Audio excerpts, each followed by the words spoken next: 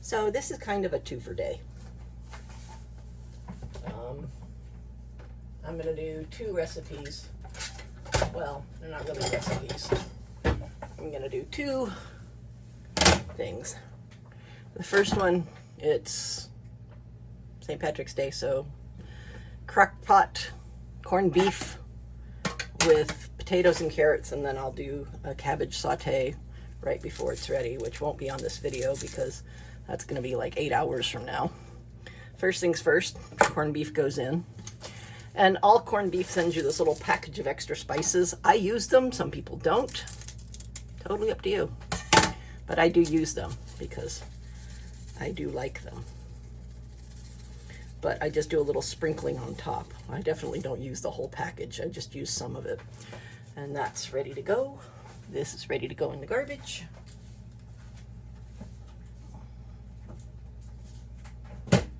And this pan is ready to go, and since I just touched raw meat, I'm going to go wash my hands.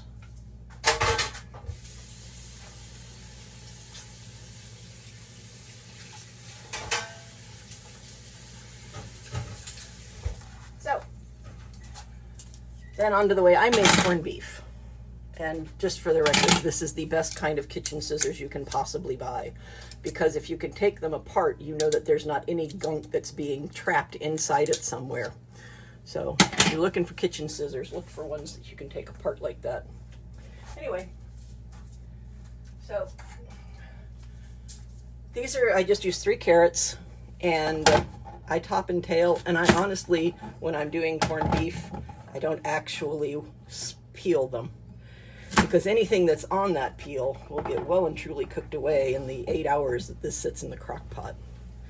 And then I just cut them into nice large chunks. The carrots are more of an accent than part of the actual meal, and they go down on the bottom so that they'll cook well enough. Down, down, down, down, down, down. And then the potatoes. First thing I do is inspect the potatoes to make sure that they're good, that they don't have any bad spots on them.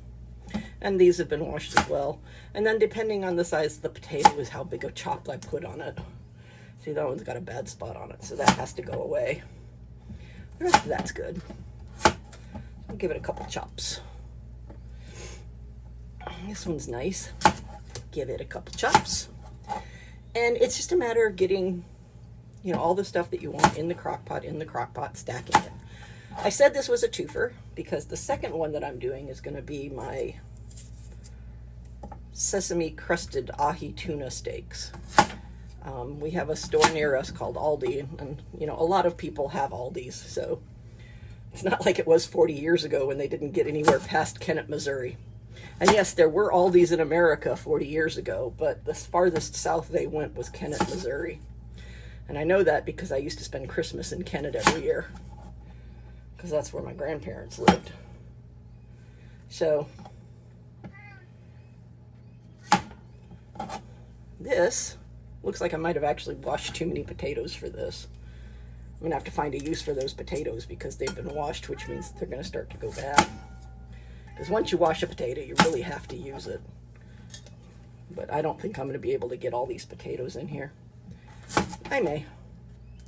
Yeah, that one's okay. This big one might not fit. Yeah, that big one doesn't fit. And then, the thing that I forgot to bring over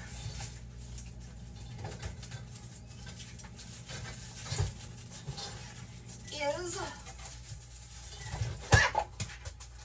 Dropped on the floor. Good things onion have skins. Anyway, so... yeah, it's fine. 5-second rule and all that.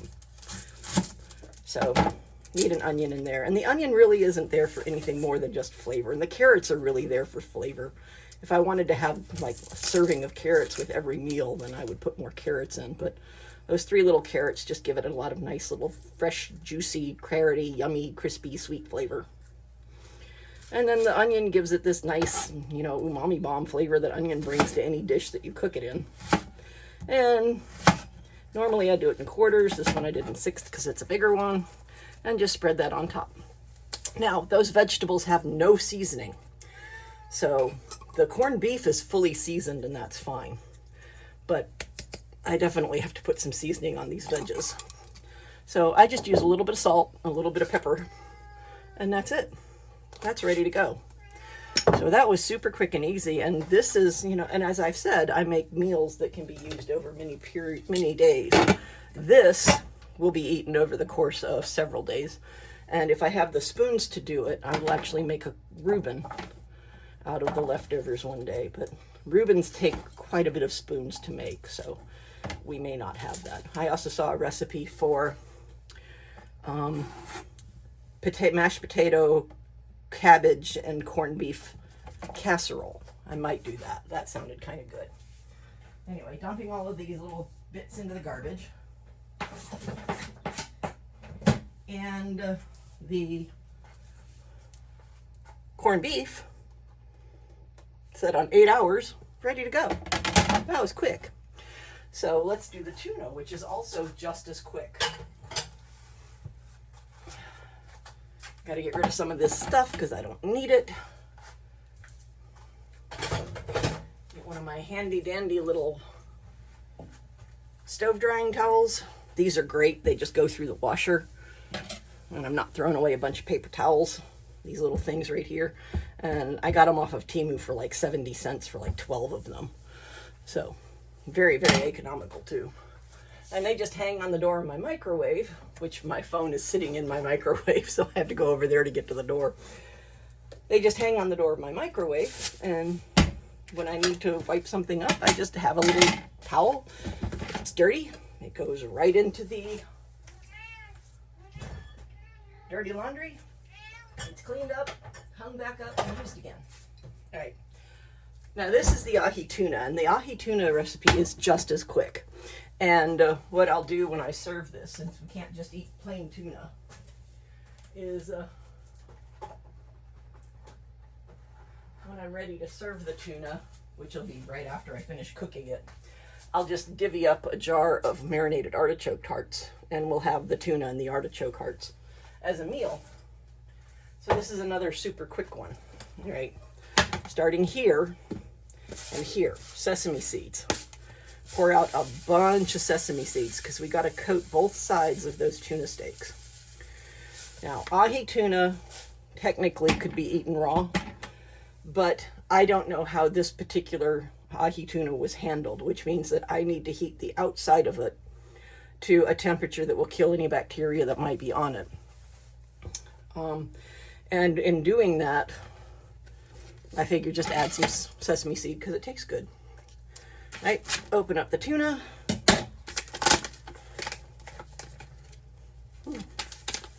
Not the best cuts this time, but they look good. They'll be fine. Cut that through. Pull that away so that the ahi tuna is exposed. So I have now exposed the ahi tuna fillets. And I've touched raw meat, so I have to go wash my hands again. Cooking is like this never-ending dance of walking to the sink and washing your hands so that you can go back to doing what you were doing, because now you're not going to contaminate anything. Because cross-contamination in a kitchen is a thing. So, washed my hands, come back over here, and these get some soy sauce. And this I bought at a Asian market, and it is some really good dark soy sauce. It's nice and thick and wonderful. It sticks to whatever you put it on. And a little bit of salt. Not very much. And I only salt one side because that's really all the salt that you need with all that soy sauce. Because the soy sauce brings not only a lot of umami, but a lot of sodium flavor to it. That saltness to it. And then roll these around in the soy sauce, and then when they're done in the soy sauce, yep, now I got to go wash my hands again, then pick them up, put them down in the sesame seeds, pick it up carefully, put it back down in the sesame seeds. There we go. That's one all sesame seeded. Pick up the other one, set it down in the sesame seeds, carefully turn it over, put it back down in the sesame seeds, and then right before I actually fry these off, I will press them down into the sesame seeds one more time just to make sure we get a good adherence of sesame seeds all over them. There we go. And this is now trash. And I have to wash my hands again. See what I mean by the dance to the sink to keep washing your hands? But better to be safe than sorry. So if I had a trusted fishmonger that sold me ahi tuna that I trusted to eat raw, I would eat it raw. But then since this was packaged somewhere else, I didn't get to see it cut off the bone. I don't know what condition the blade was in when they cut it and none of that. I'm gonna quick sear this off. And it starts with a pan on high, like so, with oil in it.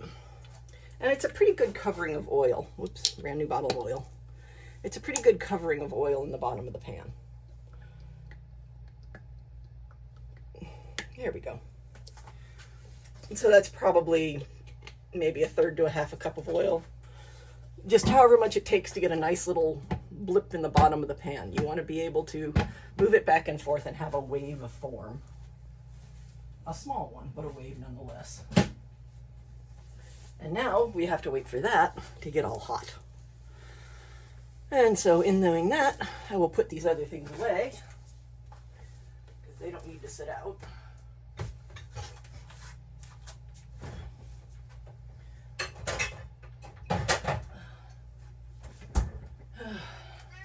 And now it's just a matter of waiting for that oil to get hot, because once the oil gets hot, the fish goes in, it cooks for about a minute on a side, and then it's done. These ahi tuna steaks take very little time to get ready for eating. So in the time while that's working, I will be distributing this while it gets hot, so that when the ahi tuna is done, I can just put it on the plate, and it'll be ready to eat. So, watching the plate. Ooh, can you see those little ripples coming up? I don't know if you can see them, but can you see how little ripples are coming up in the bottom, and how the oil looks a lot more like water now than it does like oil? It's losing a lot of its viscosity. That tells me that that oil is getting close to being ready, and it really doesn't take the oil long to get hot enough to do this. So, serving up not avocados, what am I talking about? They're artichokes. If they were avocados, Baby Bear would be going nuts. But they're not, they're just artichokes. And he is not an artichoke fiend. Like I said, he is an avocado fiend. He loves his avocados. Let's check. Oh, that's really close. Look how much you get. Look how many waves you get, how many ripples you get. That is really close to water. The hotter oil gets, the more it starts to act like water. And I'm starting to be able to smell the oil, which means that it's right. So, one more time. Bloop. Bloop. Turn the heat off.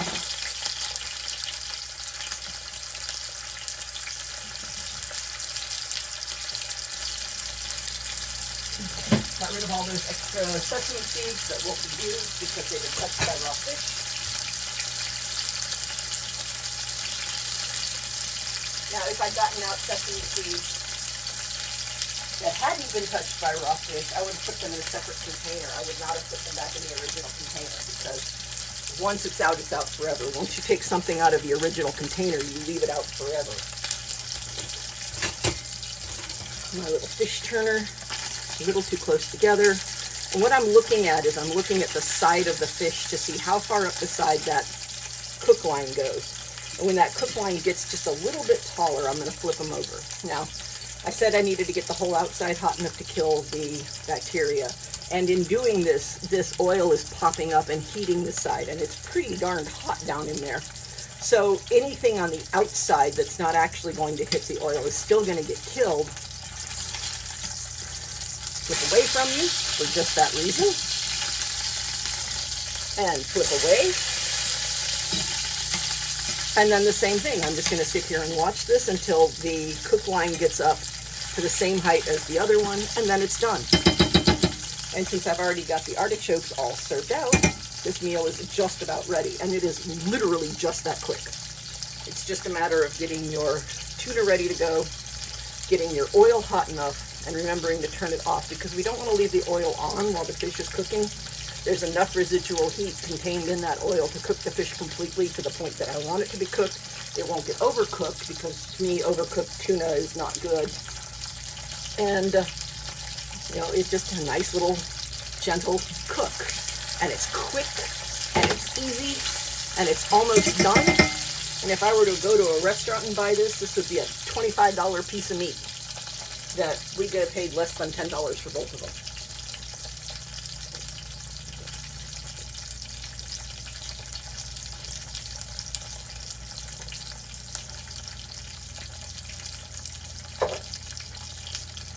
And there we go. Takes a little longer on the second side because a lot of the heat has gone into the fish the first time around. But that is just about done. That is just about right. Why am I not worried about bacteria on the inside of it? Because if there was any bacteria on the inside of the tuna, then it was there inside the tuna when it was caught. And the ocean doesn't tend to be excessively bacteria-ridden inside the flesh of fish. It happens, not gonna lie to you, but it's a risk we're willing to take. If you're not willing to take that risk, then cook this more and make sure it's cooked all the way through. And then this is done, so I'm gonna take my hot sink. This kettle just lives on my stove. And every time I have a hot burner, I set it on it so that the water inside the kettle soaks up the heat, so it's not going into my house so quickly. And then it's just a matter of dishing this up. So, put down a piece of fish, down another piece of fish, and that's that. And then I'll let this sit on the stove and cool off because that oil is way too hot. Another tip, we're on a septic tank. So this oil will not go down the drain. This oil will go into a jar that we have in the freezer. It's a mayonnaise jar. And it'll go in there and it'll be frozen. And then when that jar is completely full, then we'll just throw that whole jar away, and this keeps all this grease from going down into our septic tank. It's important to not put grease into a septic tank because bacteria have a much harder time dealing with the grease. And that's it. So we have for lunch